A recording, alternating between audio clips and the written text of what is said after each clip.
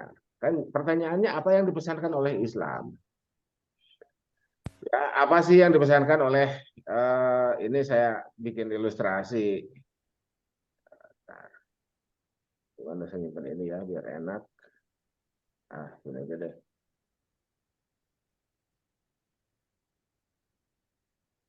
Nah, ini ya.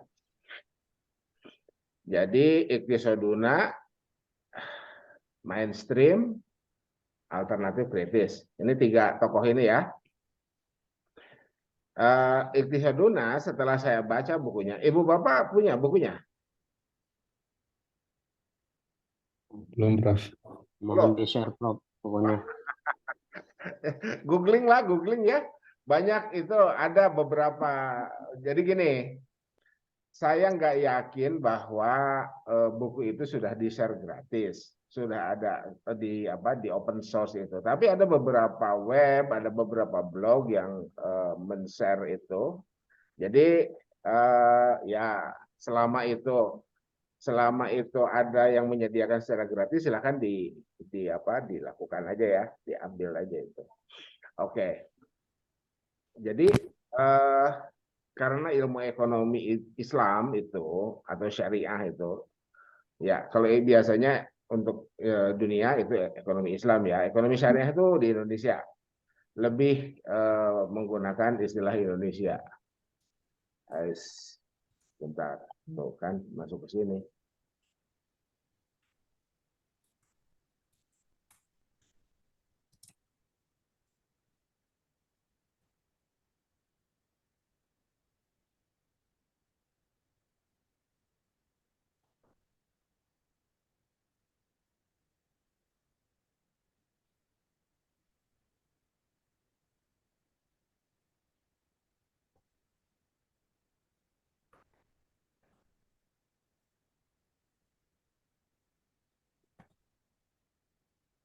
Oke. Nah, oke. Jadi kata Bakir Sadar ini saya menangkap pesan intinya bahwa ekonomi Islam berbeda dengan ekonomi konvensional. Itu kata Bakir Sadar ya. Tuh, terlepas dari akidah beliau ya, itu. Jadi terlepas dari akidah beliau, beliau adalah seorang ayatullah menyatakan bahwa ekonomi Islam itu berbeda dengan konvensional. Jadi semacam apa narasinya semacam narasi deduktif, semua berangkat dari Quran, dari hadis, ya, kemudian dijelaskan seperti itu. Dan siapapun yang mempelajari buku Bakir Sadar, mohon menghilangkan dulu, gitu ya, mohon menghilangkan dulu apa yang sudah ada di benak kita. Jadi kalau kita baca bukunya Bakir Sadar, agar kita bisa lebih kita bisa lebih murni menerima doktrin iktisaduna itu, maka kita harus menghilangkan dulu tacit knowledge, itu istilah saya, mohon maaf ya, tacit knowledge tentang ekonomi yang sudah kita peroleh sejak kita menerima materi itu. Ya, baik itu ketika kita SMP, ketika kita SMA, dan ketika kita S1, S2 kemarin, itu mohon dihilangkan dulu. Bacalah buku Bakir Sadar. Kita baru akan menangkap utuh itu. Gitu ya. Jadi termasuk juga narasi bahwa tidak ada scarcity dalam Islam. Tidak ada kelangkaan dalam Islam. Kenapa? Karena sumber daya itu sudah disediakan Tuhan. Pokoknya ideologis lah ya. Itunya apa? Narasinya. Itu yang saya tangkap. Nah, sementara kalau Umar Capra dan kawan-kawan ini mainstream. Jadi hari ini kelompok Umar Syafra dan kawan-kawan itu disebut sebagai kelompok mainstream. Jadi ada tiga mazhab, mazhab iktisaduna, mazhab mainstream, dan mazhab alternatif kritis. Itu ekonomi Islam itu seperti itu. Apa? Bakir Sadar, iktisaduna itu ideologis, Umar Kapra itu mainstream. Jadi kita tetap berinteraksi secara ekonomik ya, atau berinteraksi ekonomik di dunia ini, dan hilangkanlah bunga. Gitu ya, hilangkanlah bunga. Kemudian Timur Quran mengatakan, baik Bakir Sadar, baik itu Saduna ataupun mainstream, ataupun Umar Capra dan kawan-kawan ya, baik Bakir Sadar dan para pengikutnya, ataupun Umar Capra dan para pengikutnya, sama-sama mereka melakukan ijtihad. Itu kata Timur Quran. Nah, yang namanya ijtihad itu bisa benar, bisa salah. Itu. Jadi apa yang harus dilakukan? Iya, lanjutkan aja apa yang sekarang sudah ada. Sambil tetap jangan sampai ada klaim bahwa yang benar tuh ini gitu. Nah, itu ya, kebenaran mutlak itu. Jadi kajian itu kembali saya tekankan, yang namanya kajian tuh Ibu Bapak itu tidak mungkin seragam nih. Contohnya aja ini kan udah dua nih. Berarti ini kajian. Ya, dari sini aja kita bisa melihat bahwa ini ada dua, ya, ada dua tokoh. Berarti kan nggak ada yang seragam itu dan terbukti sekarang di sini. Ya, mohon maaf saya selalu mengatakan ada kita ingin seragam, ya nggak usah kajian, penataran aja itu seragam itu. Dan biasanya penataran kan nggak lama. Itu ya, penataran kan nggak lama, itu paling berapa hari kan gitu ya, atau berapa jam penataran kan gitu. Tapi kalau kajian itu di kuliah itu kajian. Sehingga saya termasuk orang yang tidak terlalu setuju ya, kecuali kita apa semester pendek. Ya, kalau semester pendek kita ini kursus bukan kuliah, itu mirip-mirip penataran itu. Kan kalau kuliah itu seminggu dapat materi, kemudian diendapkan, gitu ya. Seminggu dapat materi, kemudian diendapkan, kemudian dilihat sumber-sumber, dan ketika kita menemukan sumber-sumber rujukan itu pasti ada ragam, ada warna-warni di sana sini lah, sedikit banyak ada warna-warni, gitu ya. Jadi ini di YouTube yang pertama saya kirim itu. Nah kemudian di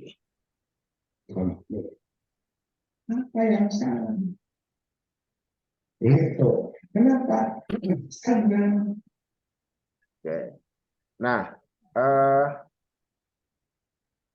oke. Nah, Ibu Bapak, jadi bagi para pengkaji ekonomi Islam itu sempat ramai lah, ini ya, ini sempat ramai di sini. Jadi kan ternyata dalam pernyataannya ini, gitu ya, gitu. Nah, jadi Ibu Bapak, disertasi kedua saya itu kan ini sebetulnya. Jadi karena saya kan background saya kan tafsir hadis ya.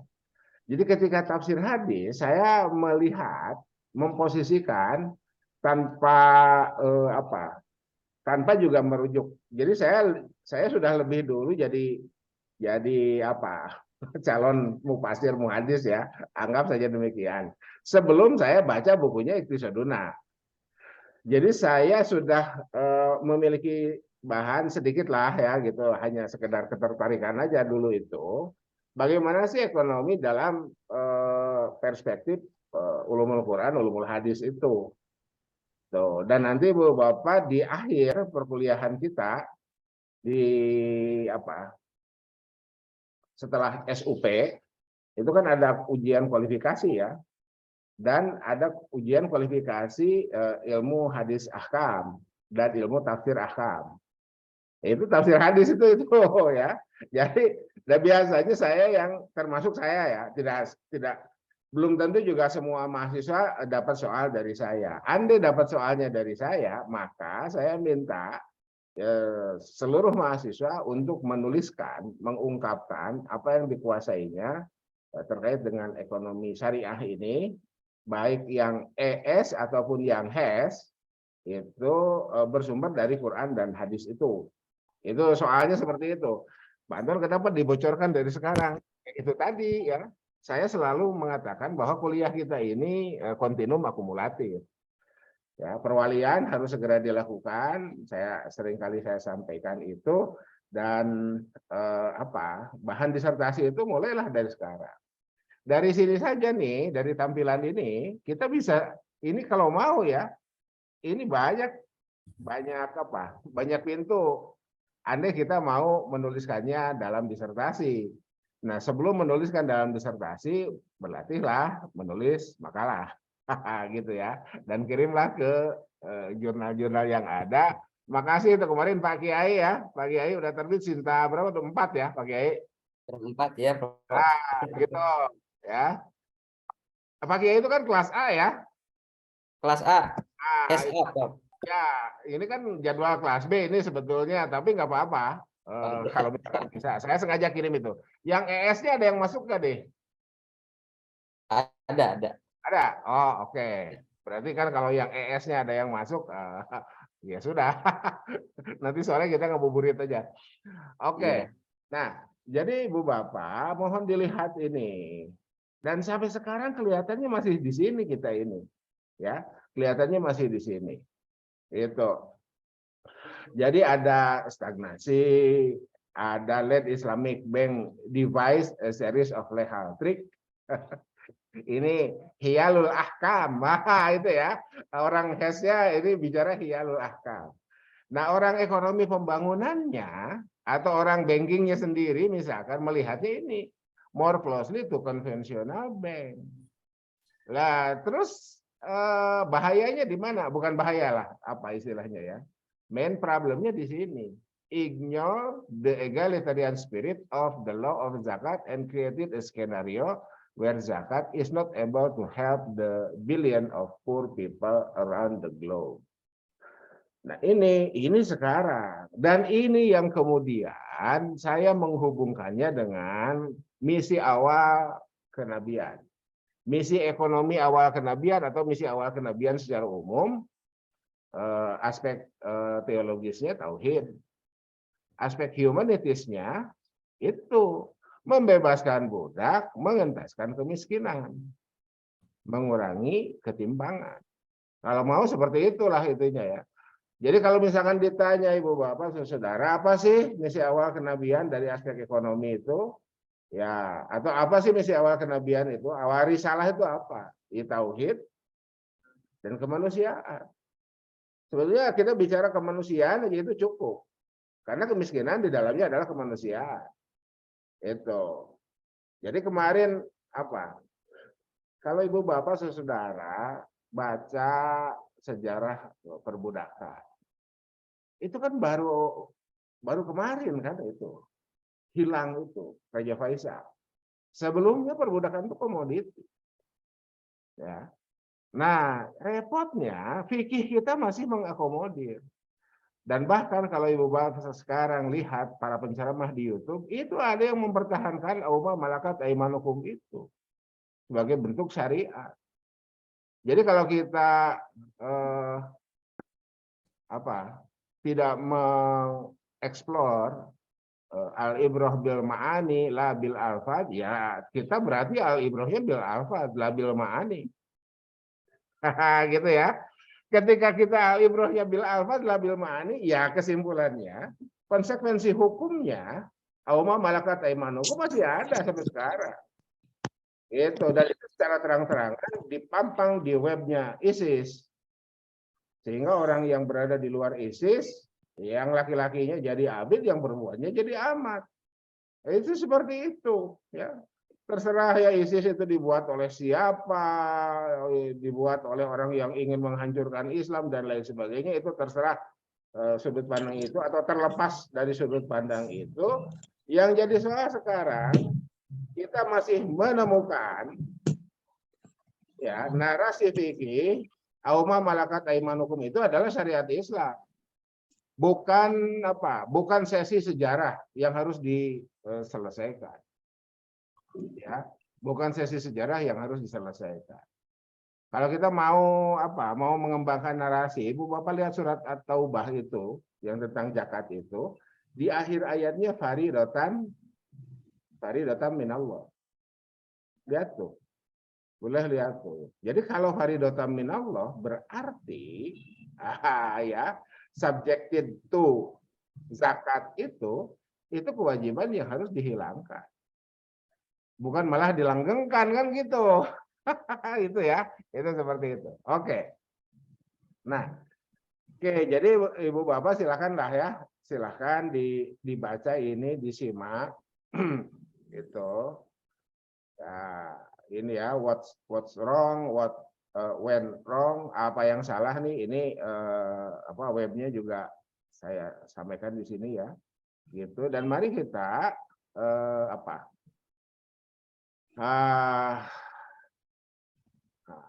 No, ini ya, itu. Ini. Jadi Ibu Bapak begini, ya kalau misalkan ada yang nanya, kok di hukum Islam ekonomi syariah itu dibagi dua, ES dan HS. Ini nih, ya. Jadi kalau ada yang nanya itu siapa yang bikin, jawabannya saya bersama Prof. Aen. Jadi saya diminta oleh Prof. Aen untuk menyusun itu semua, ya. Bahwa nanti Ibu Bapak dalam pelaksanaannya apa menjadi nggak jelas ya itu ya keputusan ada di ada di majelis seminar ya. Hukum qadi yarfa'ul khilaf. Nah, qadi atau hakimnya majelis seminar. Itu. Nah, apa coba? Ini. Kita nggak usah sombong deh. Dengan ekonomi Islam itu, bahwa ekonomi Islam itu akan menyelesaikan masalah. Ya, akan mengentaskan kemiskinan. Pokoknya kembali ke Islam, beres semua. Ya nggak usah sombong. Ini. Ya. Ini. Ya. Kenyataannya begini sekarang itu ya. Jadi kita ini nggak usah juga overconfidence, ya. Tidak usah juga overconfident, tidak usah juga underestimate. Pokoknya tetaplah kita sebagai pengkaji sabar, konsisten gitu ya. Dan setiap ilmu itu selalu ada keterbatasan, memiliki keterbatasan. Ya, apapun ilmu itu, setiap ilmu memiliki keterbatasan, dan dengan keterbatasan itu maka berbagai kemungkinan akan terjadi. Ya, berbagai kemungkinan akan terjadi. Jadi mohon tetap semangat ya. Itu mohon tetap semangat, jangan sampai juga apa yang ditampilkan di di tayangan ini juga mengendorkan semangat Ibu Bapak. Oh, kalau gitu Pak Anton udah berhenti aja, enggak juga begitulah ya. Gitu. Mari kita lanjutkan ya, mari kita lanjutkan. Gitu. Hal lain yang juga ingin saya sampaikan kepada Ibu Bapak terkait dengan apa yang akan Ibu Bapak jalani, karena kan sekarang Ibu Bapak sudah memilih kan. Jadi kalau sudah memilih, maka jampe saya, sekolah yang baik itu yang selesai. Kapan selesai itu batasannya adalah atau garis-garisnya dinyatakan lulus dalam ujian promosi. Dan setelah itu barulah Ibu Bapak masuk melangkahkan langkah pertama ke rumah ekonomi itu. Baik itu HES ataupun ES.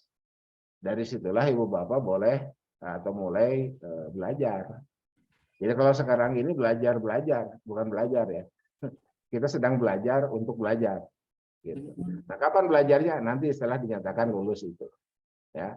Jadi dan pada saat dinyatakan lulus, nama Ibu Bapak itu ada panggilan khusus yang amat terpelajar. Maknanya apa? Maknanya itu tadi. Maknanya Ibu Bapak dipersilakan untuk mempelajari sesuai dengan keahliannya masing-masing. Oke, jadi ini ya. Oke, kemudian saya loncat ke sini. Ya. Nah, oke. Jadi karena apa? Karena kalau kita lihat di konvensional itu hanya di sini. Sementara kalau kita lihat wahyu yang turun periode Mekah itu tauhid dan kemanusiaan itu tadi al-balad itu ya, falaqtaha malaqobah fakuraqobah au it'am itu. Jadi kemanusiaan itu bentuknya adalah perbudakan, slavery dan kemiskinan. It'am itu kemiskinan lah. Jadi nanti Di ekonomi pembangunan kita akan belajar SDGs ya. Jadi ekonomi pembangunannya SDGs, Sustainable Development Goal, dan yang nomor 1 adalah zero hunger. Nah itu ya, zero poverty, zero hunger. Nah, itu seperti itu. Oke. Jadi saya ingin ini ya. Jadi apa? Lantas kalau ekonomi konvensional dari mana masuknya? Kan gitu ya. Jadi kembali ke sini dulu. Nah, yang ini Bu Bapak, kalau kita di ekonomi konvensional masuknya dari mana? Dari sini.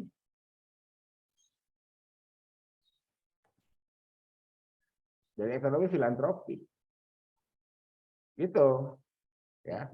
Dan siapa tokohnya? Andreoni. Tokohnya Andreoni ya. Jadi ekonomi filantropi itu tokohnya Andreoni. Jadi kalau nggak ada ekonomi filantropi, maka utilitas itu di sini berarti nggak pakai G. G ini metwoli ya. G ini metwoli. Jadi ini boleh apapun lah ya. Jadi tidak harus semua pendapatan.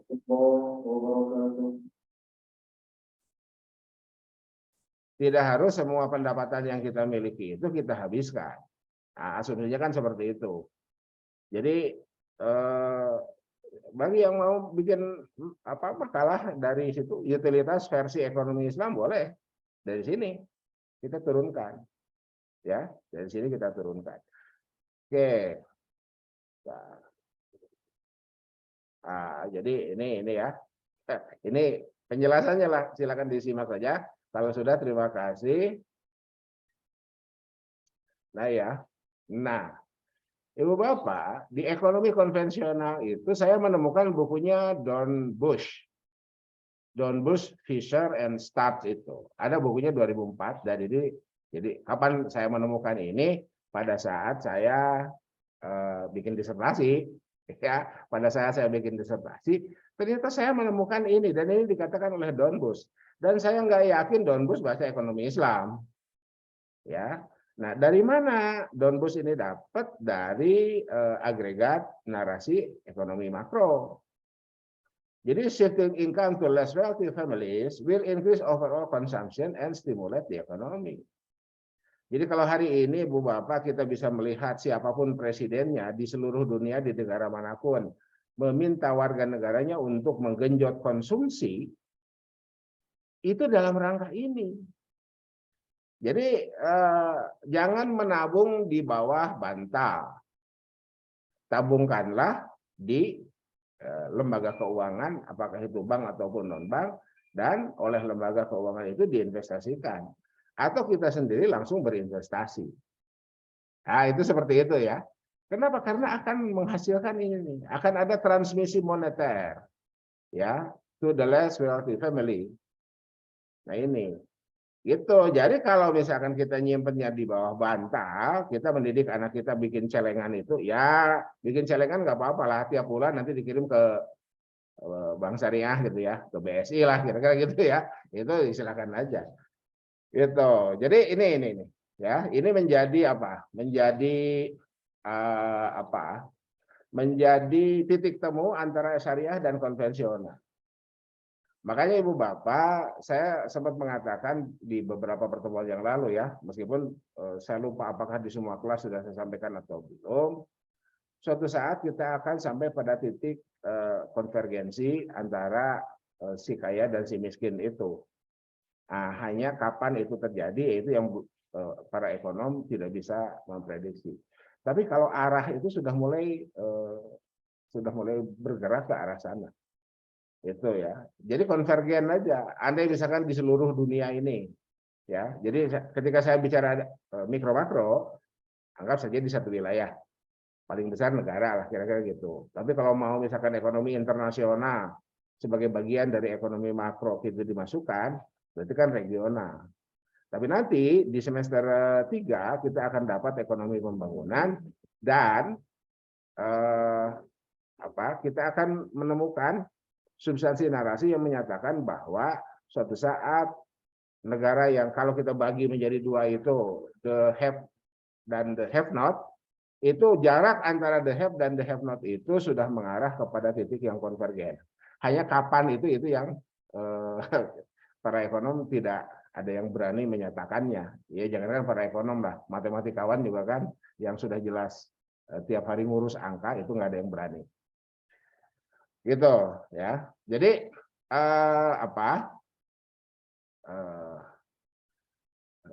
apa yang kita temukan itu baru berada di tahap awal. Ya, apa yang kita temukan, narasi apapun ya tentang ekonomi syariah itu baru berada di tahap awal. Nah, dan tentu saja sekarang orang-orang yang ada di sini nih, Bakir Sadar aja udah wafat ya. Bakir Sadar dia udah wafat. Jadi ketika Bakir Sadarnya udah wafat, berarti kan para pengikutnya, termasuk kita untuk wilayah yang kitanya sendiri setuju ya, silakan lanjutkan kan gitu. Gitu. Oke. Nah ini ya, Ibu Bapak, kala innal insana layat logo arwah stagna. Yatgo itu di mana? Ini nih, mulai dari sini nih ya. Jadi kalau kita mau menggunakan apa? Kalau kita mau menggunakan angka-angka di zakat itu ya, kan zakat itu ada yang 2,5%, ada yang 5%, ada yang 10%, ada yang 20, ada yang 25. Nah kalau yang ini sepertiga ini apa? Wasiat ya, gitu. Wasiat sepertiga lah, gitu ya. Was tulus kasir. Nah, Ibu Bapak mohon jangan lupa itu was tulus kasir. Itu maknanya apa itu? Was tulus kasir itu.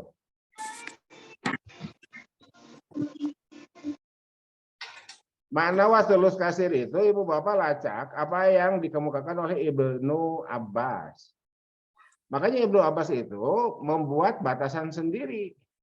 Bukan 33, 25. Ibnu Abbas itu rubu.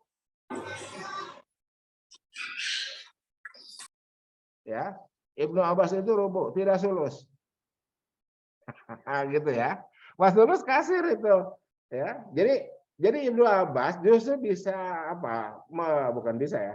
Menangkap makna lain dari pernyataan Nabi yang dimaksud dengan was tulus kasir itu terlalu banyak sebetulnya.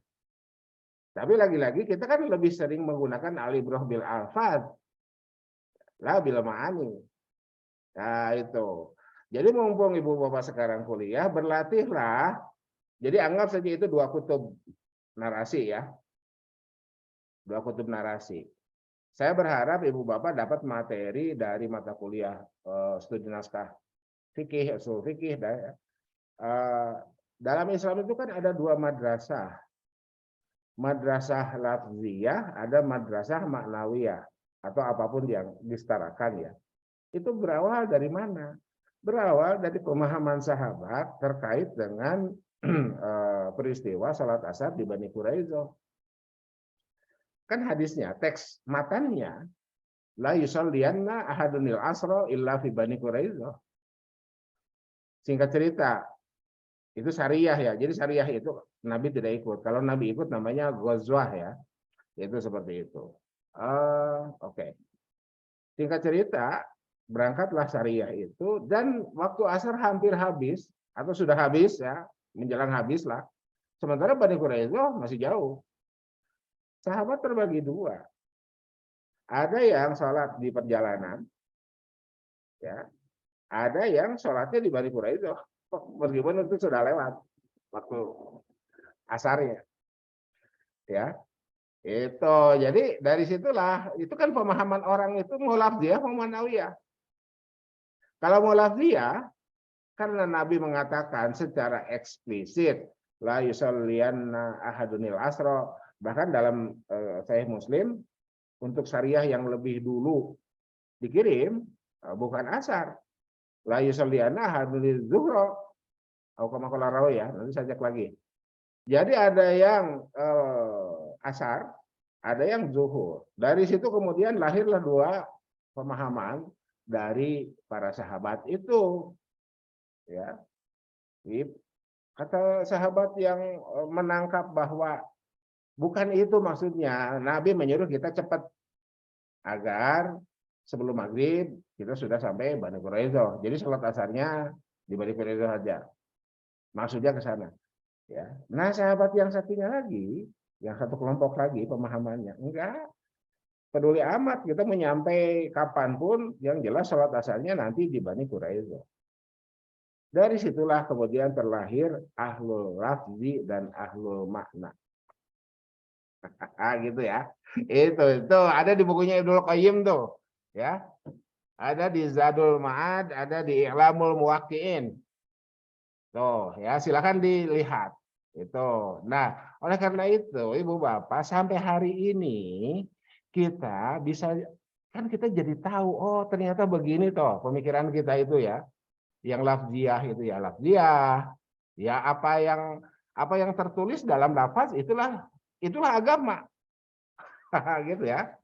Ada juga yang menyatakan enggak, agama itu apa yang terkandung dalam makna itu. Oke, singkat cerita, peristiwa itu kemudian disampaikan ke Nabi dan lam yu'annif ahadan minhum. Lam yu'annif ahadan itu sikap Nabi. Ya, karena Nabi lam yu'annif ahadan minhum, maka kemudian dari situ berkembang yang lafziyah berkembang, yang maknawiyah berkembang. Oke. Nah, sekarang kita kembali ke sini deh. Kita kembali ke pesan awal ekonomi itu. Jadi kan saya sempat jadi narasi ini pernah saya bawa. Jadi lolos lah tahun 2000 berapa ya 2015. Lolos di internasional seminar UIN Suska Riau ya. Jadi narasi ini. Jadi saya memasukkan, saya menjelaskan, saya membuat narasi. Jadi pesan ekonomi itu dari mana? Itu dari surat pertama. Surat yang pertama turun itu kita sudah bisa menangkap ada pesan ekonomi. Apa? Kala innal insana la yatgha ar-ra'ahu istighna. Itu gimana ceritanya bisa istighna? Nah, jawabannya ternyata ada di surat Quraisy. Ilaf itu. Li ilafi Quraisyin ilafihim rihlatasyita'i was-sha'i. Jadi Bu Bapak, tradisi Quraisy itu tradisi bisnis, tradisi dagang. Itu seperti itu ya. Tradisi Quraisy itu adalah tradisi dagang, tradisi bisnis, dan mereka berbisnis menggunakan atau anggap saja kalau ditinjau dari sekarang ya. Jadi ada analisis segmentasi demografis, kalau mau lebih dispesifikan segmentasinya, subsegmentasi klimatologis. Musim panas ke wilayah yang lebih dingin, musim dingin ke wilayah yang lebih panas. Rihlata syita'i ke Yaman. Yaman itu lebih panas pada saat musim dingin, lebih hangat. Ya. Nah, Syam, karena Syam itu kan utara ya, boleh jadi subtropis lah, itu seperti itu. Nah itu dilakukan pada saat musim panas ya. Jadi musim dingin, musim panas, musim dingin ke wilayah yang lebih hangat, musim panas ke wilayah yang lebih dingin. Itu relatasi. Dan sejahteralah orang-orang Quraisy itu, masyarakat Quraisy itu, dan siapapun yang, sebentar, siapapun itu, saya tidak menemukan sumber siapapun ya. Yang jelas masyarakat Quraisy itu, atau kalau saya tidak tepat menggunakan istilah masyarakat, komunitas Quraisy, ya karena Quraisy itu kan kabilah ya. Nanti dari situ kan ada bani-bani kan. Dan Quraisynya sendiri adalah pihar dalam sumber yang saya baca ya. Jadi kan kepikirannya kepakainya baru sekarang inilah, zaman kita ibtidaiyah, kita diminta menghafal silsilah Nabi ya. Muhammad bin Abdullah bin Abdul Muthalib bin Hashim bin Abdi Manaf bin siapa lagi? Qusay ya, dan terusnya sampai Ismail ya, Ibrahim. Bahkan ada yang sampai Nabi Adam. Meskipun para mu'arikh sendiri menyatakan tidak otentik. Bukan tidak otentik. Otentisitasnya diragukan.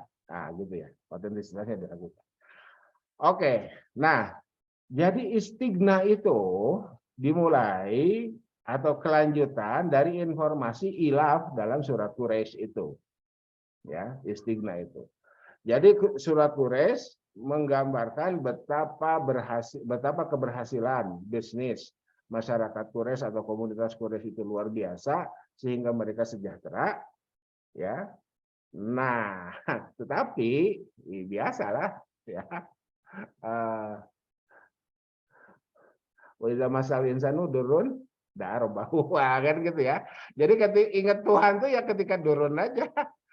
Ketika sudah sejahtera ya lupa Tuhan, kan gitu ya. Itu gambaran Al-Qur'an dalam apa surat apa lupa saya. Itu kan seperti itu. Nah, ini terjadi di sini. Istighna yatgo. Jadi kalau ukurannya 2,5%, nah, jadi kalau kita tetap berada di 100% nih, ya tidak kemudian menyisihkan 2,5%, ini ukuran yatgonya ini, ya, yatajawazu hududallah ya di sini 2,5% itu mestinya dikeluarkan. Kalau ukurannya 5%, ini yang yatgo itu, ya gitu ya, itu seperti itu. Nah, siapa ibu bapak surat Al-Alaq itu menggambarkan Abu Bakar, Abu Jahal, mohon maaf, menggambarkan Abu Jahal. Menggambarkan Abu Jahal, ya. Kalau innalisan alayat lo arrohu stagna inna ila rabbika ruj'a, itu apalagi itulah kesadaran eskatologisnya tidak ada kan. Abu Lahab juga sama, ya. Abu Lahab juga sama, sehingga muncul tabat siada abi lahabi wa tabbama aghnaan humaluhu wa makasab. Wa makasab itu apa? Anak. Jadi wa makasab itu ternyata ada beberapa kitab tafsir yang mengatakan anak, turunan. Jadi nanti biar saya sogok aja nanti urusan akhirat itu. Itu Abu Lahab itu kan menyatakan demikian.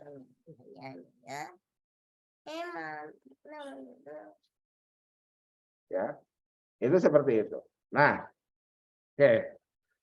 Jadi para pemuka Quraisy yang sejahtera karena berbisnis ila fihim rihlatas syita'i wasaif itu mereka terkena penyakit istighna. Ya, terkena penyakit istighna, maka lahirlah sikap yatgo itu. Nah, ini yang dikemukakan oleh wajah-wajah yang saya simpan di atas ini mereka lupa G ini. Jadi ini 2,5%, ini G ini ya. Religious expenditure. Saya menyebutnya religious expenditure. Yang 5%, kalau 5%, yang 10%, kalau 10%, yang 20, ya, yang 25, yang 33. Nah, gitu ya. Itu seperti itu. Oke. Nah. Nah, ini ya, ini silakan disimak lanjutannya dan saya tunggu makalahnya ya. Tadinya saya pikir pertemuan sekarang saya minta setoran apa? Judul ya, setoran judul. Oke, nggak usah setor lah ya, silakan aja. Mungkin minggu depan lah atau minggu depannya lagi. Nah, oleh karena itu Ibu Bapak, untuk apa sih G ini ya? G ini untuk apa? Ini. Jadi ini injeksi ke Aqobah. Jadi gini. Kenapa fakkur Aqobah itu di apa? Di tamsil. Dalam ulumul Quran itu ada amsalul Quran ya. Diperumpamakan dengan Aqobah, Raqobah itu, pembebasan budak itu, karena memang sulit. Saking sulitnya, orang kemudian menjadi, mohon maaf ya, saya tidak menyalahkan para ulama yang tidak berhasil menangkap itu. Ya, jadi mohon juga jangan, Pak Anton udah punya apa tuh, bisa menyalahkan ulama. Enggak, saya tidak menyalahkan ulama. Saya hanya menyatakan bahwa tidak tertangkap pesan itu. Ini sudut pandang ya, lagi-lagi. Tidak tertangkap pesan Raqobah itu. Ya, fakkur Raqobah itu tidak tertangkap pesan. Oke, jadi G itu untuk ini. Ya, G itu untuk ini. Untuk injeksi kedua arah ini. Ya. Fakkur Raqobah au it'amun fi yaumin di Maqobah yatiman kemiskinan. Nah, ini. Jadi untuk membebaskan manusia dan untuk mengentaskan kemiskinan, untuk menurunkan ketimpangan distribusi pendapatan. Jadi Islam itu cuma dua itu, Ibu Bapak. Untuk growth itu nggak usah pakai label syariah. Gitu ya. Itu. Saya stop share dulu deh biar wajah saya terlihat ya. Mudah-mudahan mana wajah saya itu. Ini ya. Oh, ternyata masih green screen sebentar.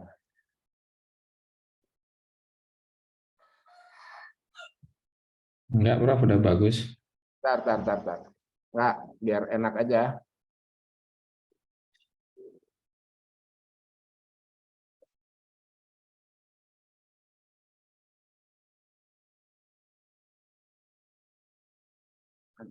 Ini ya. Ini biar kelihatan kuliah lah. Biar kelihatan kuliah ya. Oke. Nah, jadi Ibu Bapak. Jadi pesannya itu cuma dua itu. Atau satu pesannya. Kemanusiaan. Ekonomi Islam itu.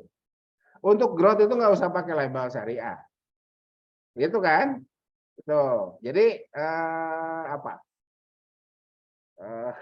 Ya silakan dicerna aja. Ya, Ibu Bapak nggak usah juga setuju. Oh, ya udahlah saya setuju, nggak usah juga. Saya tidak minta Ibu Bapak setuju untuk apa yang saya sampaikan ya. Mohon diingat itu. Saya tidak minta Ibu Bapak langsung setuju apa yang saya sampaikan itu. Silahkan dicerna. Toh kenyataannya, nah ini mulai kacau lagi nih.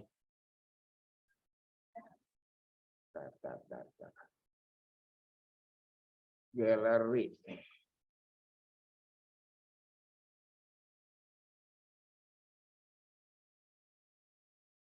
Aduh, kayaknya green screen-nya bermasalah ya.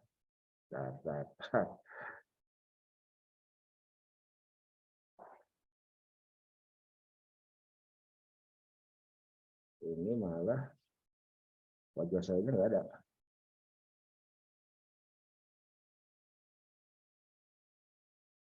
Ini malah masuk. Pak Fadil wajahnya. Pak Fadil malah masuk. Makanya saya terus tutup kamera, Prof. Oke. Ganti jadi Prof Fadil. Tar. Oke, saya pakai kamera kedua deh. Gini aja. Nah, gitu ya. Oke. Jadi Ibu Bapak, Saudara, mohon mohon dicerna ya apa yang saya sampaikan itu, mohon dicerna agar apa? Agar Ibu Bapak menemukan sendiri apa yang mestinya Ibu Bapak kembangkan itu. Saya malah jadi nggak enak lihatnya.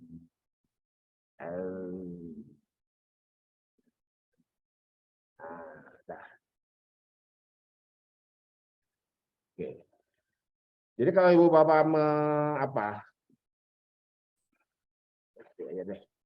kalau Ibu Bapak melakukan apa yang saya lakukan dengan asumsi background akademiknya di satu koridor kan, kita berangkat dari periode Mekah. Kan dalam ulumul Quran itu ada Makki Madani ya. Tolong dilihat itu. Saya menemukannya itu. Saya menemukan pintu masuk pertama adalah surat Quraisy. Kenapa? Karena di situ secara eksplisit dikatakan li'ilafi Quraisyin, ilafihim rihlatash syita'i wasayf, dan secara historis kita menemukan narasi keberhasilannya. Itu. Jadi kalau misalkan ada yang nanya dari mana kita mulai mempelajari ekonomi Islam itu, karena belakangnya pakai Islam dan sumber ajaran Islam itu adalah Quran Sunnah. Kemudian Ibu Bapak menggunakan versi saya, gitu ya. Belajarlah atau pelajarilah surat Quraisy terlebih dahulu. Itu. Karena bicara surat Quraisy itu bicara leluhur Nabi. Ya. Oke. Mungkin di minggu depan lah ya kita sambil ngabuburit ya. Oke, Ibu Bapak, di beberapa sumber yang saya temukan, itu peran Abdul Manaf itu luar biasa. Jadi yang berjasa itu begini ya, sebatas temuan rujukan ya, sebatas temuan rujukan. Itu Abdul Manaf. Ibu Bapak, kalau kita lihat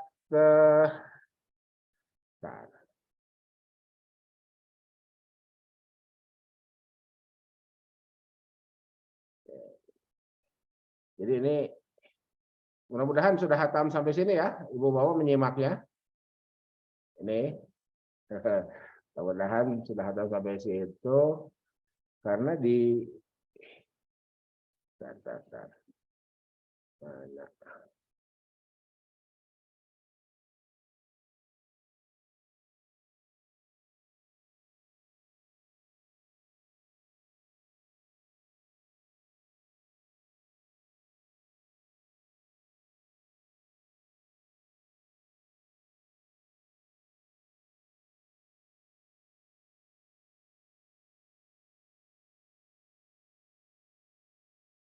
Nah, tuh. Ya. Nah, ini mestinya aksum itu habasah itu ya, jangan dulu muncul. Yang ini nih. Nah, ini ya. Jadi Ibu Bapak, ini yang kedua ini, alur meninggal kedua, mohon disimak juga ya. Jadi ini yang membuat, ini narasi ya, narasi. Ini yang membuat kesejahteraan masyarakat Quraisy itu meningkat. Ini yang kemudian kita bisa menyebutnya sebagai pesan yang terkandung dalam surat Quraisy atau satu kosakata apa ilaf. Tuh. Ya. Ibu Bapak, Persia Romawi itu kan ini kan perang nggak berkesudahan. Ya. Itu. Sementara Romawi, ini Bizantium ya. Dapat pasukannya dari Tiongkok.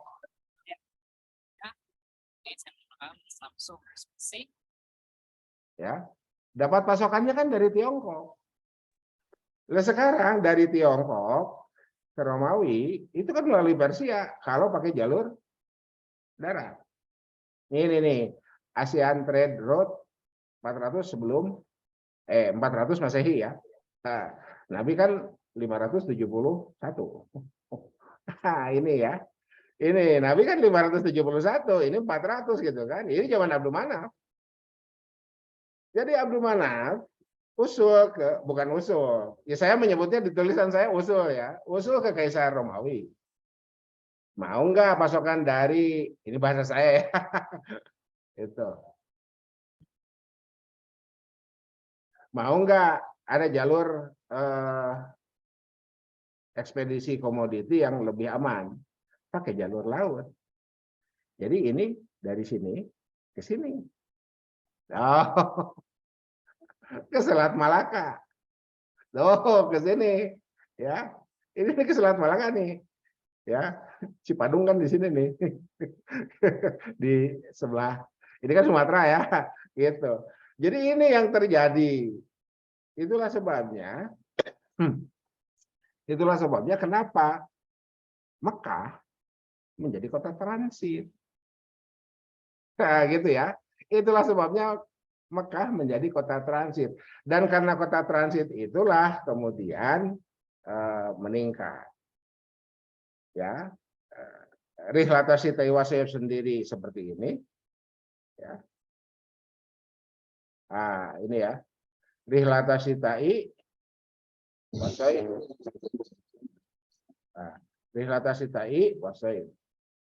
Tuh, seperti itu ya. Ini jalur ke selatan, ini jalur ke utara.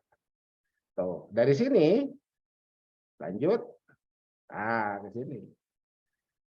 Jadi lebih dulu datang orang Arab pra-Islam ke wilayah Nusantara itu. Kenapa? Karena ada jalur sutra laut.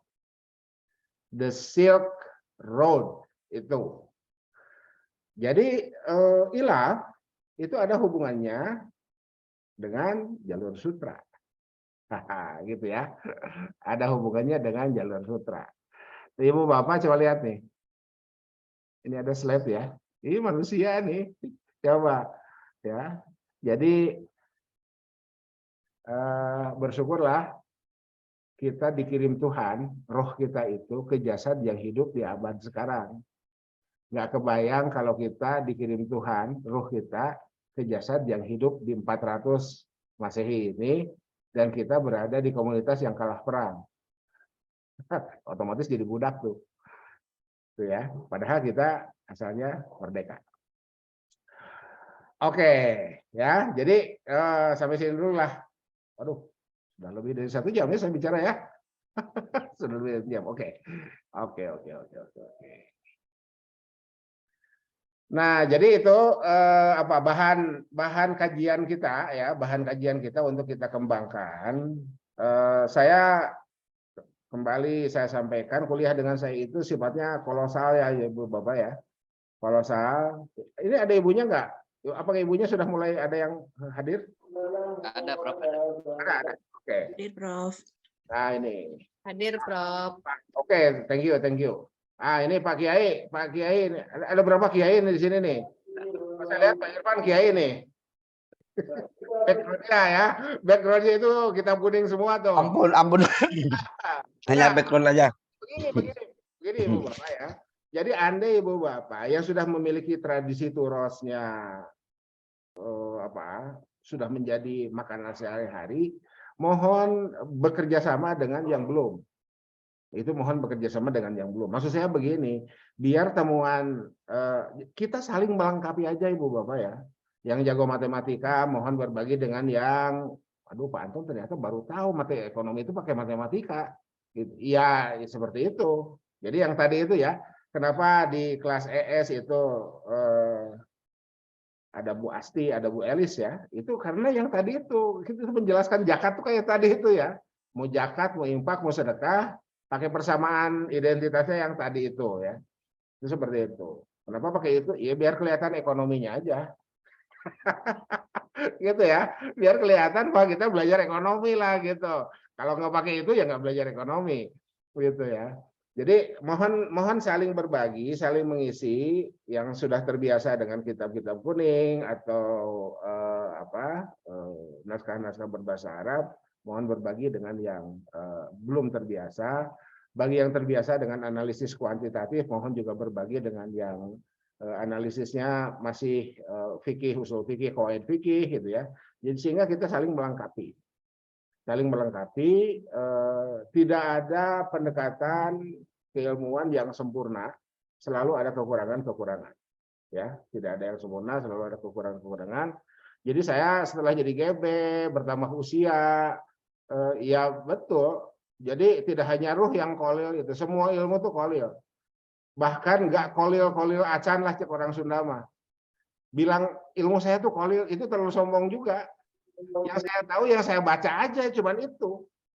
Yang saya belum baca itu nggak tahu, ya itu.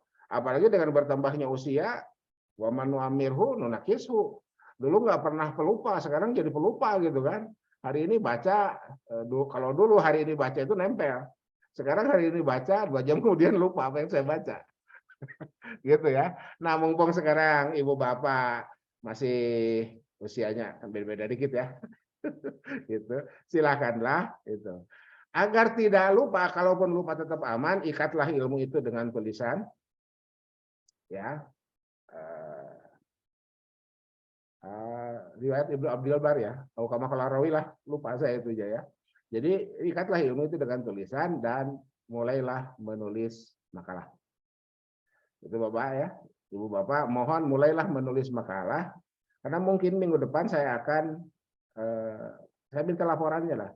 Yang sudah terbit di mana Pak Kiai? Bugni. Halo Pak Kiai. Itu ya. Terlihat di sebelah sini. Terima kasih. Silakan Pak Kiai lanjutkan untuk naskah yang ya mudah-mudahan tembus ke Scopus ya. Jadi Pak Kiai Bugni untuk UTS aman tuh. Alhamdulillah, Prof. Itu untuk UTS aman, tinggal siapkanlah untuk UAS. Yang belum aman ikuti jejak Pak Mugni, ya, ikuti jejak Pak Mugni. Oke, sampai sini dulu. Barangkali ada yang mau ditanyakan? Tanya, Prof. Silakan. Ya, kalau yang tadi yang mengenai makalah itu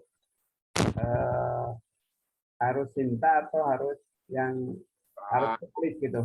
Enggak, kan saya udah bilang Pak, gini, andai ibu bapak kan bisa melakukan self assessment lah ya, ibu bapak kan mahasiswa S3 lah ya, nih baca tuh tulisan sendiri nih, ini kayaknya masuk nih ke Scopus nih, kirim aja ke Scopus Pak Bu. Tapi kalau, aduh nggak pede ya, coba ke Sinta. Nggak pede juga, masuklah ke jurnal saya, kan saya sengaja bikin skoci, bentar. Ya, skoci saya itu kan di sini ibu bapak. Jadi saya bisa bikin, saya bikin ini ya. Ini agar ada muara yang pasti, ini ya, Journal of Economic Studies, ada muara yang pasti bagi ibu bapak yang kesana kemari ditolak. Lantas kalau begitu Pak Arno di sini tidak standar, enggak. Nanti ada materi khusus bagaimana menjadi reviewer. Adalah nanti insya Allah ya, ke angkatan-angkatan sebelumnya saya melakukan hal yang sama. Kenapa? Karena ibu bapak jadi dokter. Nah ini kembali ke situ ya. Jadi dokter, syaratnya publikasi jurnal, ketika ibu bapak jurnalnya terlacak di Google Scholar, itu ada biasanya ada email masuk. Ini dibuktikan oleh angkatan angkat tingkat ya. Tawaran jadi reviewer. Itu jangan ditolak. Agar kita tidak menolak, berarti kita harus memiliki kemampuan sebagai reviewer. Nah, artikel yang pertama kali direview adalah artikel tulisan sendiri. Nanti saya kasih tahu cara nge-review itu seperti apa ya. Insya Allah lah, insya Allah. Habis Lebaran aja lah, insya Allah ya. Pokoknya sekarang tulis aja dulu, Pak, Bu. Intinya siapapun yang pernah menulis skripsi, pernah menulis tesis, bisa menulis artikel. Intinya itu. Nggak jauh-jauh amat lah dari situ. Gitu Pak, Bu ya. Jadi ini adalah skoci terakhir. Ketika ibu bapak kirim ke Scopus ditolak, kirim ke Sinta juga ditolak, kirimlah ke sini. Ya. Kalau ibu bapak ingin tahu artikel yang ditulis oleh mahasiswa S3 di jurnal ini, mari kita lihat. Dulu ini masih bisa digunakan sebagai syarat promosi. Saya enggak apa. Ini ya. Ini contoh nih. Nih. Ya. Jadi oleh mahasiswa yang bersangkutan ini bisa jadi syarat promosi. Kenapa? Karena pertama artikelnya berbahasa Inggris. Ya. Ibu bapak, ini kalau saya ngaku internasional, ya enggak kasta tinggi lah, kasta menengah lah, di atas Google Scholar lah. Kalau cuma Google Scholar, ya oke, itu kasta bawah ya. Tapi ini kan Copernicus, ini ya, ini Copernicus ya. Saya nggak tahu IC value-nya udah ada atau belum. Jadi saya tanya ke pengurus jurnalnya ya.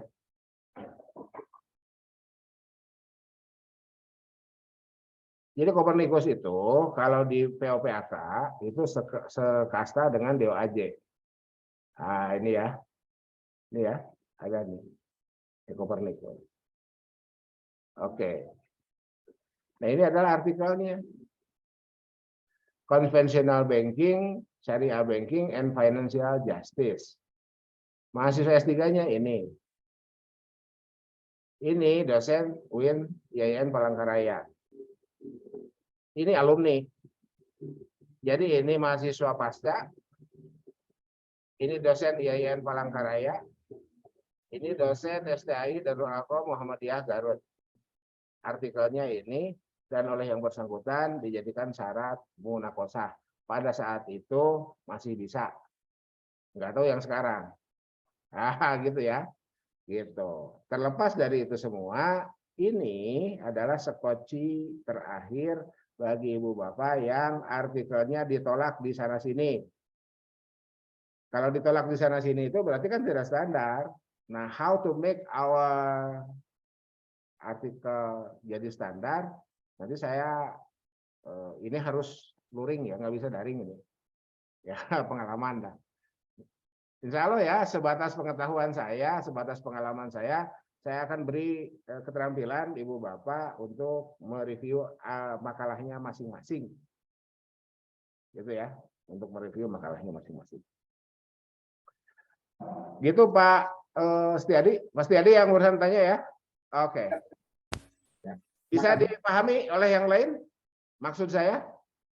Itu ya. Jadi mulailah belajar menuangkan tacit knowledge-nya ke dalam actual knowledge. Gitu. Jadi kemarin saya kirim bukunya Samuelson, bukunya Askari Iqbal Mirakor, itu silakan digunakan. Di Unpad juga saya pakai Samuelson, di Unpad saya pakai MenQ, ya. Ibu Bapak, jadi kalau misalkan Ibu Bapak nanya ke saya, ada di perpustakaan kampus kita ada, ya, gitu. Dan saya tetap harus menyatakan paradok ya, di perpustakaan kita itu ada mesin fotokopi. Kan fotokopi itu melanggar hukum. Dan saya harus sampaikan itu. Ya, saya harus sampaikan itu. Ya, memfotokopi itu kan melanggar hukum. Nah, gitu ya. Jadi saya nggak boleh menyatakan fotokopi aja itu nggak boleh. Urusan Ibu Bapak fotokopi, dosanya tanggung masing-masing. Gitu ya. Oke. Silakan yang lain. Udah cukup Prof kayaknya Prof. Oke, kalau cukup. Ada perkuliahan lagi nih. Oh ya, ya. Kalau cukup, iya saya juga capek Pak, udah setengah dari tadi ngocoblak terus ya. Ini biasa saya rekam, insya Allah nanti saya upload. Tetap semangat. Subhanakallahumma wa bihamdika asyhadu an la ilaha illa anta astaghfiruka wa atubu ilaik. Billahi taufiq wal hidayah. Billahi fi sabilil haq. Nasu minallah wa tum qarib wa basyiril mu'minin. Wallahu muwaffiq ila aqwamit thoriq. Tetap semangat. Assalamualaikum warahmatullahi wabarakatuh. Waalaikumsalam. Waalaikumsalam warahmatullahi wabarakatuh. Hatur nuhun Pak Prof.